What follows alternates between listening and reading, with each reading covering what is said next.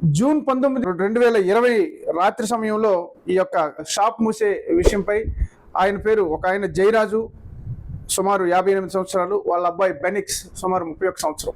వీరిద్దరి పైన పోలీసులు కేసు బుక్ చేశారు. ఆ తర్వాత మొట్టమొదటైతే తండ్రి పైన కేసు బుక్ చేసి తీసుకెళ్లడం జరిగింది. తర్వాత కొడుకు కూడా వెళ్ళి ఏంటిదని ప్రశ్నించాడు పోలీసులు. దాంతో వారికి కోపం వచ్చి ఇద్దరి పైన కూడా కేసులు బుక్ చేసి అరెస్ట్ చేయటం, జైల్లో పెట్టడం జరిగింది. అయితే ఆ తర్వాత జూన్ 22 అంటే కేవలం 3 రోజుల వ్యవధిలోనే సోమవారం ఛాతీలో నొప్పి వస్తుంది, చెస్ట్ పెయిన్ వస్తుంది అని చెప్పి కొడుకు బెనిక్స్ అక్కడ జైల్లో స్పృహ పడిపోయాడు.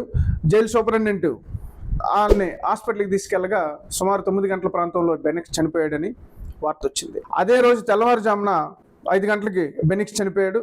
ఆ తర్వాత తండ్రి కూడా జ్వరం వచ్చిందని చెప్పి ఫీవర్గా ఉందన్నారు. తండ్రిని కూడా హాస్పిటల్కి తీసుకెళ్లాడు. బట్ తండ్రి కూడా వెంటనే మరణించడం జరిగింది.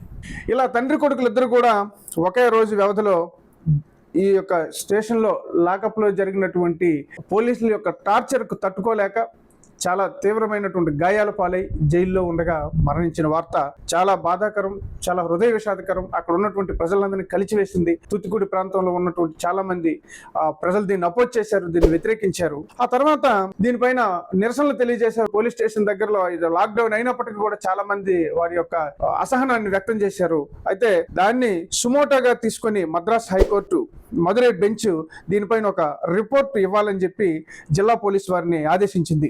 అయితే ఈ యొక్క కరోనాతో ప్రజలు ఇబ్బంది పడుతూ ఉండి ప్రజలు చాలా అనేక రకాలైనటువంటి ఇబ్బందులకు గురవుతూ ఉంటే దానిపైన ఈ పోలీసుల దాడులు కూడా మరొక మహమ్మారి లాగా మా పైన ఇలా దాడి చేసేయని చెప్పి కుటుంబ సభ్యులు వాపోయారు. ఈ వ్యవహారంపై విచారణకు వెళ్ళినటువంటి కోయిల్పట్టి జ్యుడిషియల్ మెజిస్ట్రేట్ అక్కడ ఉన్నటువంటి పోలీసులు వారితో సరిగ్గా సహకరించకపోగా చాలా ర్యాష్ గా ప్రవర్తించి అనకూడని మాటలు ఆడారని చెప్పేసి కూడా ఇందులో వచ్చింది. ఆ తర్వాత శాంతాకుళం పోలీస్ స్టేషన్ అక్కడ ఉన్నటువంటి రెవెన్యూ శాఖ నియంత్రణలోకి తీసుకొచ్చి ఆధారాలను సేకరించి పోలీసుల జోక్యాన్ని తప్పించడం కోసం రెవెన్యూ వారి సహకారాన్ని కూడా తీసుకోవటం జరిగింది.